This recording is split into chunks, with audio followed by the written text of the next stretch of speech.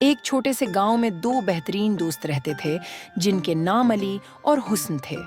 دونوں بہت شرارتی تھے اور ہمیشہ نئے نئے شرارتوں کے منصوبے بنایا کرتے تھے۔ گاؤں کے لوگ ان سے پریشان رہتے تھے کیونکہ ان کی شرارتوں سے کبھی کسی کی مرغیاں اڑ جاتے تو کبھی کسی کے پھلوں کے درخت خالی ہو جاتے۔ ایک دن علی اور حسن نے سوچا کہ کیوں نہ کسی اور گاؤں میں جا کر وہاں کے لوگوں کو تنگ کیا جائے۔ انہوں نے اپنے منصوبے کے مطابق گاؤں کے قریب موجود جنگل کے پار جانے کا فیصلہ کیا، کیونکہ ان کے خیال میں وہاں کا گاؤں ابھی ان کی شرارتوں سے محفوظ تھا۔ دونوں دوست جنگل کی طرف روانہ ہوئے۔ راستے میں انہوں نے خوب مزے کیے، ایک دوسرے کو تنگ ہو گئے اور جنگل کے جانوروں کو ڈرا کر ہنستے رہے۔ مگر جیسے جیسے وہ جنگل کے اندر جاتے گئے، راستہ اور خطرناک ہوتا گیا۔ انہیں احساس ہوا کہ وہ گم ہو گئے ہیں۔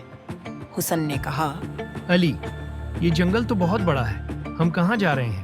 علی نے جواب دیا، فکر نہ کرو، ہم راستہ ڈھونڈ لیں گے۔ دونوں نے جنگل میں راستہ تلاش کرنے کی کوشش کی، لیکن ہر طرف صرف درخت اور تاریکی تھی۔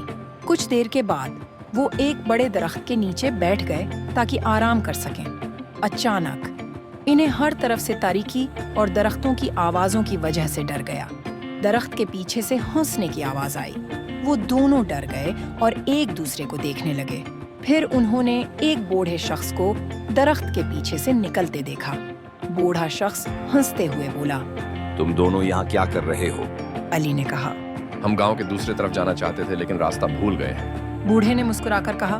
تم دونوں کو معلوم ہے کہ یہ جنگل جادوئی ہے؟ حسن نے حیران ہو کر پوچھا۔ جادوئی؟ بوڑھے نے سر ہلاتے ہوئے کہا، ہاں، یہ جنگل ان لوگوں کو سزا دیتا ہے جو شرارتیں کرتے ہیں، اور وہ تمہیں صحیح راستہ نہیں دکھاتا جب تک تم اپنی غلطیوں کا اعتراف نہ کرو۔ علی اور حسن نے ایک دوسرے کی طرف دیکھا۔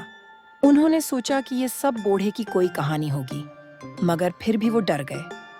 علی نے بوڑھے سے کہا، ہمیں معاف کر دیں، ہم نے بہت شرارتیں کی ہیں اور ہمیں اب اپنی غلطیوں کا احساس ہو رہا ہے۔ بوڑھے نے گہری نظر سے دونوں کو دیکھا اور کہا، اگر تم واقعی اپنی غلطیوں پر شرمندہ ہو اور وعدہ کرتے ہو کہ آئندہ ایسی شرارتیں نہیں کرو گے تو میں تمہیں صحیح راستہ دکھا سکتا ہوں۔ علی اور حسن نے وعدہ کیا کہ وہ دوبارہ ایسی شرارتیں نہیں کریں گے اور گاؤں کے لوگوں کے ساتھ نیکی سے پیش آئیں گے۔ بوڑھے نے مسکرا کر کہا، اچھا، اب تم دونوں آنکھیں بند کرو اور 10 تک گنتی گنو۔ دونوں دوستوں نے ایسا ہی کیا۔ جب انہوں نے آنکھیں کھولیں تو وہ اپنے گاؤں کے باہر کھڑے تھے۔ وہ حیران رہ گئے کہ اتنی جلدی کیسے واپس پہنچ گئے۔ علی نے کہا، یہ واقعی جادو تھا۔ حسن نے جواب دیا۔ ہاں، اور ہمیں اس جادوئی تجربے سے بہت کچھ سیکھنے کو ملا ہے۔ دونوں نے گاؤں میں واپس جا کر لوگوں سے معافی مانگی اور وعدہ کیا کہ آئندہ وہ کوئی شرارت نہیں کریں گے۔ تو دوستو، زندگی میں شرارت اور تفریح کی حد ہوتی ہے اور ہمیں ہمیشہ اپنے کاموں کے نتائج پر غور کرنا چاہیے۔ غلطیوں کو تسلیم کرنا اور ان سے سبق سیکھنا بہت ضروری ہے، ورنہ کبھی کبھی ہم ایسی مشکلات میں پھنس جاتے ہیں جن سے نکلنا مشکل ہو جاتا ہے۔ علی اور حسن نے یہ سیکھا کہ نیکی اور ایمانداری ہی اصل طاقت ہے۔